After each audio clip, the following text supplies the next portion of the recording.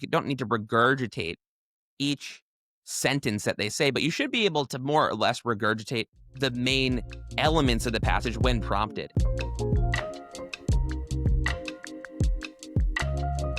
Hello, everybody. All right, welcome in or welcome back to the 7 Sage LSAT podcast. We are here every week to help you understand the test, build better study habits, and also improve your LSAT score. And I'm Bailey, one of the instructors here at 7 Sage. I'm Henry, another 7 Sage instructor. Today, we've got quite the show lined up for you. Ooh, a show. I know. What Excited. kind of what kind of show? Isn't it a show? Isn't it a show? Like, isn't that what we're doing here? It's all basically a show. Yeah, true. Yeah. We've got quite the show lined up for you. 3 habits that you can apply or learn to improve your reading comprehension score. All right. These are tips that are coming from 170 scores. And so if you want to be like us, you should just model the habits we're about to give you. These are habits we have now. I mean, I don't know. I think these are habits that you and I probably developed, and a lot of people who are in the 170 or higher category developed without maybe even realizing we were doing it. And so we're going to try to articulate these as clearly as possible. So for those of us who aren't already in a place where we're feeling like we're good on RC, we can get there. So let's go ahead and jump into it. RC is tough, but there's something that you're almost always going to get as a question, which is the main point questions. And so one of the things, or one of the habits that we try to recommend, or I would recommend, and you would recommend, and we would recommend, is as early as possible into the passage, you need to be thinking about the main point. When you're looking at a passage, how do you identify the main point, Bailey? What are some things that you're looking towards? Well, I asked myself, why the hell is the author wasting my time making me read this? Like, what is the point? Let's get right to it. And I do honestly ask myself it in that way. Like, I try to get a little bit sassy with it because, I mean, partially that was a good way to meet my own self where I was at. Like, I was so bored when I was going through these passages. I was like, ugh, I always feel like they're trying to trick me. I didn't know which details to grab onto. I was getting really bogged down in all of that. And when you get down to it, it's just like, you know what? They're wasting my time making me read something. Let's figure out why. Like, what's the point? Why is the author trying to communicate these ideas? And a lot of that is going to have to do with structure, purpose, function of each little paragraph. I mean, even on like the sentence level, what's the purpose of each sentence? Add all of that up to be what's the purpose of this paragraph? Add all of those up to be what's the purpose of this entire passage? And I feel like there's not too many different versions of these main points that they really have out there. I don't know. Do you have any kind of categories that you like to put main points into, or any ways to kind of structure out that thinking? Yeah, well, so one of the things on 7 Sage we like to divide into passage style, right? There are debate style passages where there's multiple people arguing over something. There's spotlight passages where they're just highlighting a particular topic or historical event or sequence of events. There's also phenomenon hypothesis. There's an observation and different explanations of it. So thinking about the structure is good. I think one of the things that you mentioned is that I like is that you're constantly asking yourself, like, why is the author telling me this? And something that I like to do and recommend is you have a bit of a running main point as you're going. It kind of bakes into this idea of making a prediction as you go. Right. So the first paragraph might be an entire passage about how the steel industry is so strong right now. And so you think like, oh, so the author's really hot on the steel industry. Maybe that's the main point. They're advocating for the steel industry. And then you read the next paragraph, and the paragraph says, but in the future, this is going to change. In the future, I don't know. What's better than steel? Is there something? Maybe there's something better than steel. Carbon fiber. We'll go with carbon fiber. They start talking about how carbon fiber is actually the new hot thing on the block. And so at that point, you revise what you think the main point is. They go, oh, okay. It seemed like they were pretty hot in the steel industry, but maybe they're actually advocating for carbon fiber, or they're making a prediction that carbon fiber is going to be good. This is actually a carbon fiber passage instead of steel. And so what we're doing as we're reading is we're thinking about the main point. And it's not that, oh, the first paragraph, we're definitely going to have the main point right. Often the answer will be no, we don't have it right, or we only have some partial idea what the main point is. But by forcing ourselves to think about it as we go, we're going to have a much better understanding of what the main point is by the time we get to the final paragraph. So it feels like it's more work than you maybe need to be doing, but it improves your end product. Right? And I think that's the goal, because by the end of the last paragraph, you should already have a pretty clear idea of what the author is trying to convey and how they get you there, right? Speaking to the structure. I think one thing to say too when it comes to the main point questions, because there's almost always a main point question, is that it'll often not match perfectly what you think the main point is. It'll hit the same ideas, but it probably won't be written the way you want it to be written. And so when you're doing these main point questions, one of the things to pay attention to is is the answer choice true? Right? Does everything they say in the answer choice match? If the answer is yes, all right, you keep on going. You say, all right, well, does this capture enough of the passage to qualify as the main point? In other words, can you draw a line from this answer choice to each paragraph? Which you should have a pretty good way of doing if you've been developing the main point as you've been going. Or is it the thing that the author wants to leave you with, right? Does it capture the author's perspective? And if it passed those two tests, you've probably found the main point there. So I think that's a pretty good initial starting point when you're reading is you're constantly asking yourself and not rephrasing, but developing your understanding of what the author wants to say. Um, how does that sound? Agreed. Yeah, Yeah, does no, that that? I makes a think. lot of sense. And I use those exact same 2 tests for the main point. It's just like, is this true? Is it true about the passage? It doesn't have to be true about the real world, but like, is this true about what you just read in the passage? And then let it pass that test first. Then you can ask yourself, is this the main point? And something that I do add to my process there, because I used to fall for trap answers a lot because I was holding out for an answer choice that was like, all encompassing a perfect summary of like A to B to C that just happened. That's not what they mean by main point. They're not looking for a summary. They're looking for like get to the point. What did the author want us to get out of this passage? And so what I remind myself is like it's going to be too small in scope if it's just shouting out one paragraph or one sentence in the passage. Like if you could pick up your answer choice that you're thinking might be the main point, but it really only applies to one sentence or one paragraph. And that one sentence or paragraph is not obviously the author's point in writing the passage. That's too small in scope. But if it touches on maybe 3 out of the 4 things that you were expecting to be in there, that's totally okay. Like I wouldn't eliminate an answer choice just because of that. We just did one in the class yesterday. The passage about what is it? Stealing thunder in a courtroom. And the main point question in that one is really tough. And a lot of it is going to come down to just like, did you really do that true test correctly in the first place? Because there's some trap answers that'll sound like they are more all encompassing. And so they might be tempting, but they're not actually descriptively accurate. So, like, got to be true above all else. The idea of like shouting out each paragraph necessarily, like having an exact 1-to-1 ratio of exactly what you're thinking is going to be in there, kind of takes the back seat, if that makes sense. Yeah, I think that's a key point, and what we can use that as a segue into you maybe point number 4, or it's kind of baked into point number 3 that we're going to bring in, but we'll just jump to it. Is that the true component is key. A lot of times or answers, it might look good and people say, "Well, how am I supposed to 3 versus 4 paragraphs? Is that enough? Is 3 enough? Who's to say?" And I agree to some degree. It's like that is a little bit of a judgment call, but what's not a judgment call is the answer choice true, right? Descriptively accurate. And often what happens is answer choices will look 90% good, but then there's a 10% component of the answer choice that ends up being false or just completely not stated, just out of nowhere.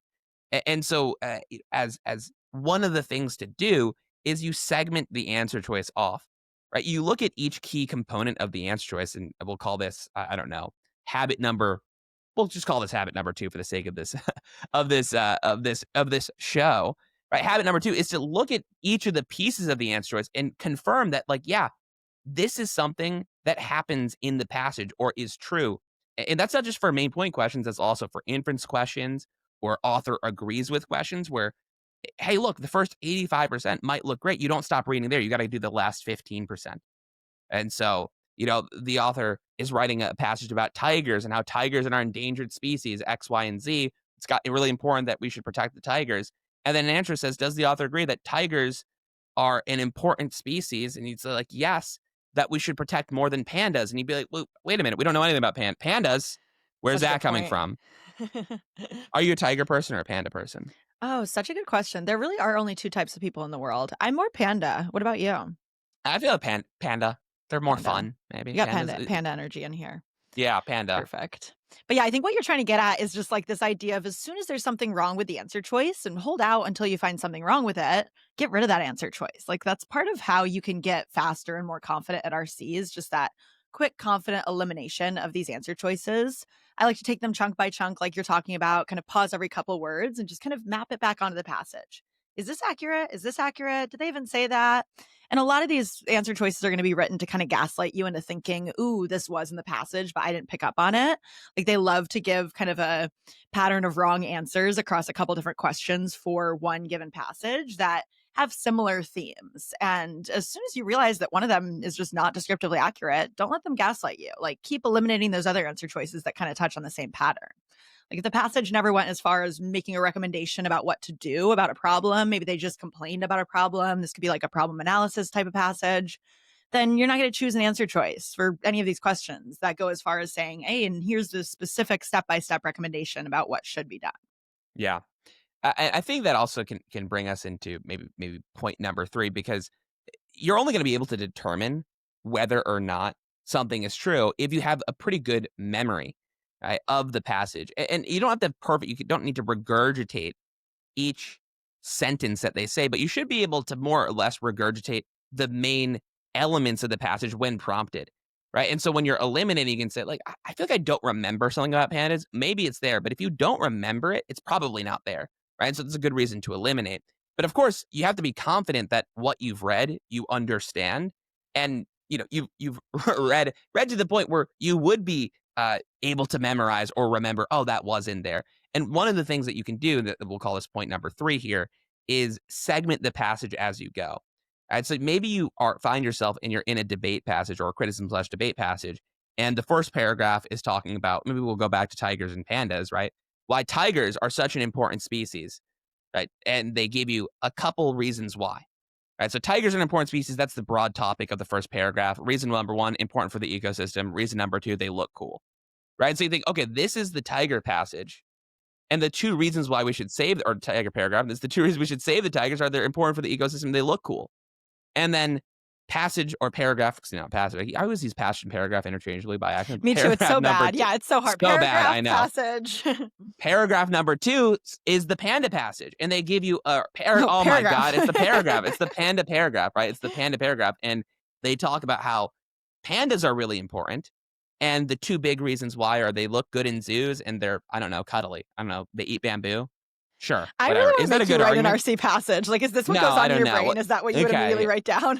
Yeah, I this love is it. we're off the cuff here, right? It's Friday. We're playing a little loose, but then you think to yourself, like, okay, like visually, when you think about the way the entire passage has gone so far, you start with the tigers, and then they say ecosystem, and then they say look cool, and then it's talking about pandas, and it's talking about bamboo, and how what did I say? They're cool in zoos, cool in Something zoos.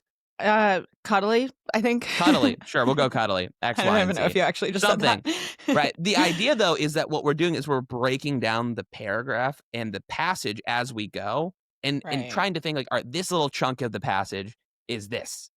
Right. How do we break that down? Right. This little chunk of the passage is this. And you literally, like, I literally like to visualize it. Like, I make my own paragraph breaks, or I'm like, draw a line in the middle of the paragraph. Right. This is the top part where they kind of introduce the topic, and then there's the evidence for it. Right.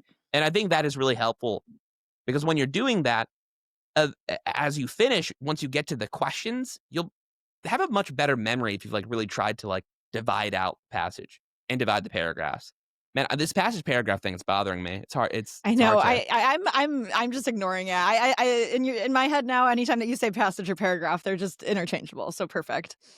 But yeah, no, exactly. That makes a lot of sense. And I think that I used to get so stressed, and I think a lot of people do as well, in the sense of it almost feels like these passages, or the questions about the passages in the first place, are impossible. Like it feels like they're asking you to become an expert on this topic and not enough time at all. It feels like they're expecting you to memorize every single detail and not be able to go back to the passage at all. But I think big picture, something that really helped me break into the 170s was understanding, well, it's not my job to become an expert on every little detail of this passage. It's my job to understand where these details live in the passage, so I can quickly and confidently go right back to the passage. Like it takes 2 seconds to scroll to where you're going to find that evidence for your answer when you're stuck between a couple answer choices and you're like, okay, I know where to look. I'm going to go back, double check. And yep, this was paragraph 2, the panda paragraph. And now I got my double check. And I just kind of think about that as this overall metaphor of like, you're supposed to understand the passage or know the passage when you walk away from it, like the back of your hand, like you know the back of your hand. Now, that doesn't mean that you like know every single wrinkle, freckle line on your hand. I don't. I haven't memorized those. But if you were to ask me, like, where's a freckle? I know you have a freckle somewhere on the top of your hand. I'd be like, well, I don't think it's here. I don't think it's here. I think it's in the general vicinity here. And then you can kind of zoom in. Oh, there we go. Little freckle, little detail in the paragraph. That's kind of how you want to be thinking about RC, is that you're familiar with where these details live. So you can quickly go back and double check, and don't be spending all your time going back to the passage. Like, I use that just a couple times throughout those answer choices to pick between a couple answer choices. Easy And when you all of have that a comes with the perfectly style. freckle-free hands like mine. Really? Yeah, did you just check? Yeah. Maybe I'm I like, this left. works for me because I have one little freckle, I guess but I've you got should get one, some. yeah, one on the I can right. start drawing one on you. It could be Yeah. perfect. Yeah, exactly. So, I think this can lead us into another point we could talk about, which is, how to well, actually, here, let's do a little quick recap, just because I think it is important what you mentioned. It's not that you have to remember every little detail, but you have to remember how the details exist in the passage. Sometimes people say you have to literally memorize everything. Well, that's not true. Sometimes people say, look, well, sentences don't matter. This sentence isn't even important. Well, no, that's also probably not true. It's each sentence probably matters, but you can summarize what each sentence means. And so in that sense, you're getting the context of the detail without remembering every little thing about it. And that should be enough to make your way through the passage and then the questions. One other element, though, is that when we're doing these questions, especially the inference questions, remember that a lot of, or author agrees with or disagrees with, a lot of these are more or less just most strongly supported questions. And what you're going to have to infer, what the author believes, is going to be a very small jump, if it's a jump at all. You don't have to be a genius, right? You don't have to be an expert and think, oh, this person would automatically be committed into this big position that exists so far away. A lot of these inference questions are just kind of like recognize what's stated, right? For the most part. Right. Yeah. It's not Inference a is just a stated question, but they're asking you to combine different details from different parts. Like maybe bring together yes. two different details from one paragraph. It's just a little bit hmm of synthesis. They're really not that fancy. Yeah. And so when we're looking at a question, one of the things to always ask yourself is it, or an answer choice in an inference question is like, is this something that's easy to be true? Right? Let's go back to the tiger panda example, right? Inference. Does the author believe that some animals exist? Yes. Right? Like that. Yeah. I mean, it's like, That yes. one's so easy to prove. I know that would be Exactly. really Yeah. easy, but it feels wrong to pick that because you're like, oh, I'm supposed to infer something else, right? Like I'm supposed to really put together everything and have some sort of giga brain moment where I see all how it all fits together and then it inputs into, oh, of course the other. It's like, no, a lot of these inference questions are pretty straightforward in that sense, where it's like, yeah, can I find one animal that exists? I can actually find two, right? Pandas and tigers. And so you can pick answer choices that are like that. It's a lot easier for some statements to be true than for all statements to be true, right? You'd rather bet that it will rain some days than it will rain most days than it will rain all days. Because most and all, it's much harder, much higher of a threshold to cross. And so I think that's another good element when you're answering questions to ask yourself, well, wait a minute here, right? Like, is the language of the answer choice? Is it written in such a way where it's easy for it to be true? Does it seem very close to what the passage has directly said? If the answer is yes, you should pick it.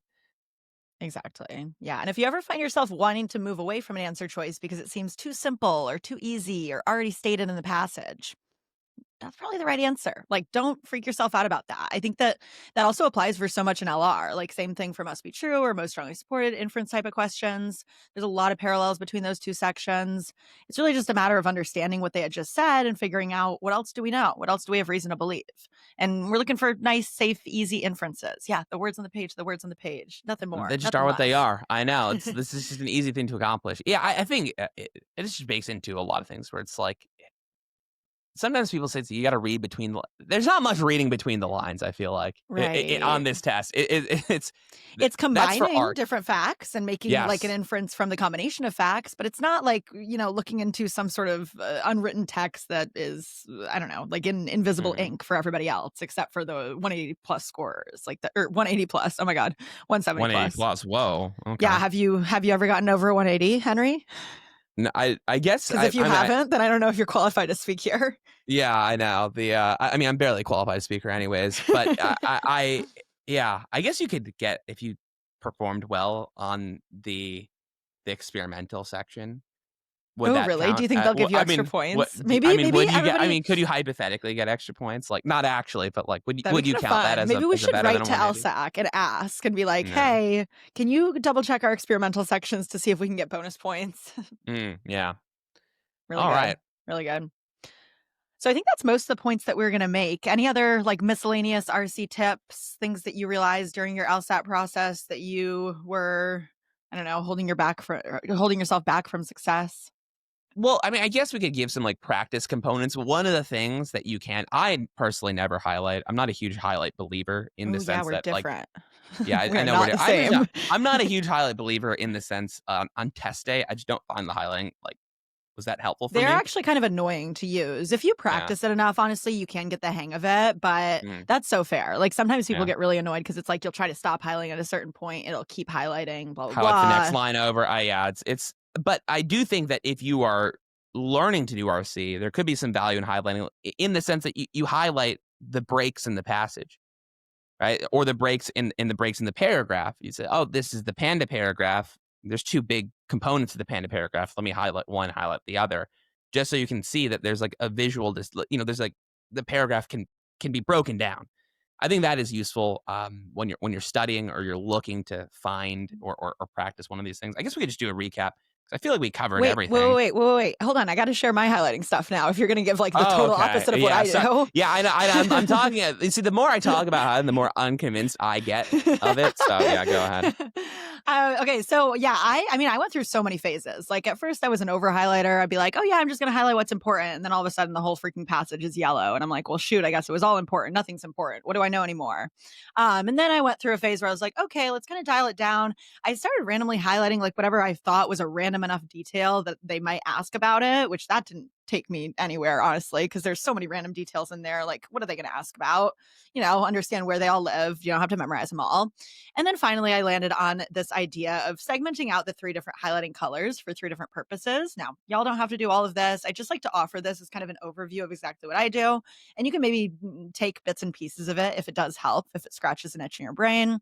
I try to use yellow for structure, aka function or purpose, words that indicate to me what role is this paragraph playing in the passage. Like, for example, I'm going to grab the word examples. That helps me kind of lay out where these different elements of the passage are, the different structural elements.